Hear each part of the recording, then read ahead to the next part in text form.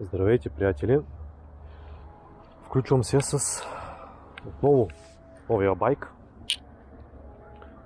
Заглавяемият велосипед. Днес съм решил да ви покажа как се настройват спирачките. Тези, които са V-Brake спирачки. Предната спирачка съм я настроил вече. Виждате как трябва да се движи, какъв ход трябва да има.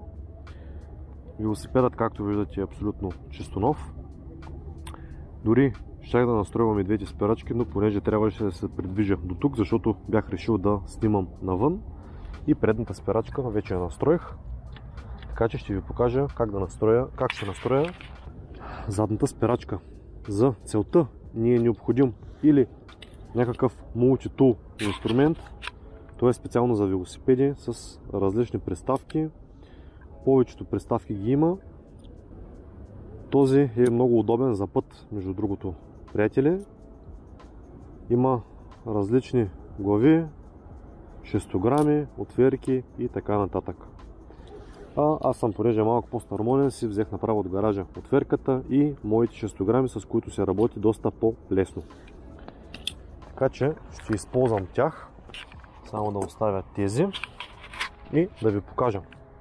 Значи в началото хубаво е да се проверите самото жило и самата броня, откъде минават, как са, дали са здрави и така нататък, но понеже самия велосипед е с абсолютно нови компоненти, тези неща няма да ги проверявам сега. Направо ще пристъпя към самата настройка на колодките. Така, самата колодка, тук ако развърта 6 грама, ще излезне V-Brake спирачката. Има 3 дупки, може да се настрои на горна, средна или долна. В случая аз съм ги сложил на средните дупки. Това зависи усилието на самата пружина отзад. Колко ще бъде натегната пружината. И вече фината настройка се извършва от тук. Но малко по-късно останете с това видео, тогава ще ви го покажа. Така, в началото избираме подходящия 6 грам. Мисля, че беше 5.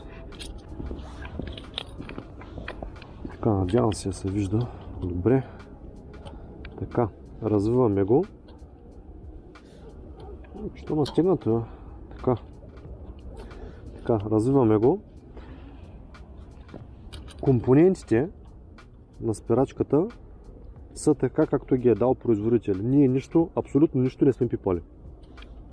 Развиваме го така, че да може да се мърда. Другото, което е, колодките имат винаги посока. Трябва извитите колодки с извитото на колодката да са на тази позиция. Той е близко до акъла, но все пак трябва да ви го кажа. Така, колодката също може да се мести, както виждате, нагоре, надолу. Ние избираме позиция, която е най-добре пасваща на каплата. Съответно, няма да бъде най-нагоре, но няма да бъде и най-надолу. Така, с другата ръка, както виждате, се държа като опора. Колодката по принцип трябва да бъде на милиметър от гумата, но и трябва да гледате да не излиза тук отдолу. Така че трябва да бъде нещо средно, за да може хем да не опира в гумата, хем да бъде цялата площ, която може да заема. Така, колодката сега в момента съм е фиксирал и съвсем леко натягам, колкото да не се изплъзне, така да се каже. Гледам да не се размести, така натягам до едно положение, след това пускам и тя вече е фиксирана. Проверявам пак дали така трябва да бъде. Така. И вече когато сме я фиксирали по този начин, продължавам да натягам. Както виждате, подпирам отзад с палеца, за да може да не се размести, когато натягам. Така, мисля, че това е достатъчно и пак проверяваме до това положение. По същият начин ще направим и от другата страна. Това е най-важното нещо, за да може спирачната област да бъде обхваната изцяло. Тук по същия начин. Сложил съм го на средната дупка, за да може пружинката да бъде на нещо средно. Може да се сложи за ново колело и на най-долната дупка, но аз обичам винаги спирачките ми да бъдат една идея по-стегнати. 1 minute 37 seconds later. Така, връщаме обратно. Някои хора, между другото, се слагат така ръката, натягат тук, също не е проблем, стига да не се размести. Аз обаче направо го правя на самата капла. Сега, за да разберем колко да бъде дължината на нашата спирачка, по принцип много хора казват отгоре от командите, от тук се развива, се прави примерно до средата и след това се отпуска, но аз не го правя по този начин, аз го правя по друг начин, който също е доста ефективен и дори бих казал по-лесен. Така, слагаме спирачката. Така и пробваме.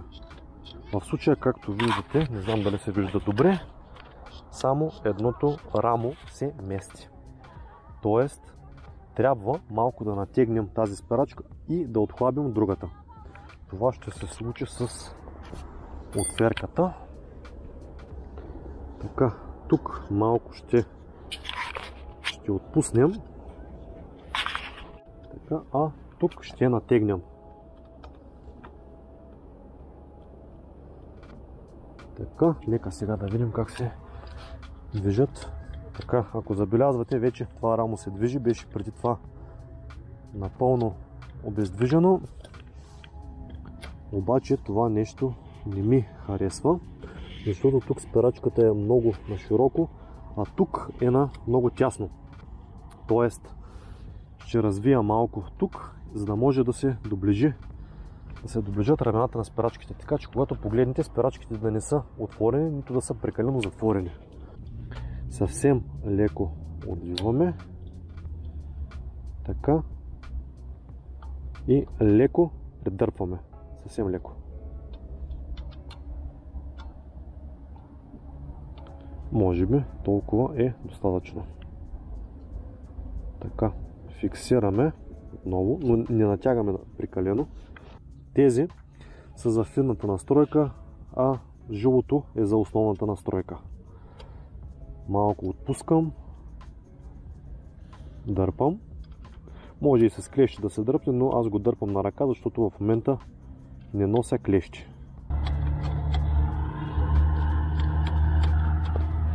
Така, сега двете се движат равномерно, но искам да завърта гумата, да видя съответно, защото знаете, че винаги каплите имат леки кривини. Искам да видя дали опира, дали навсякъде всичко е наред.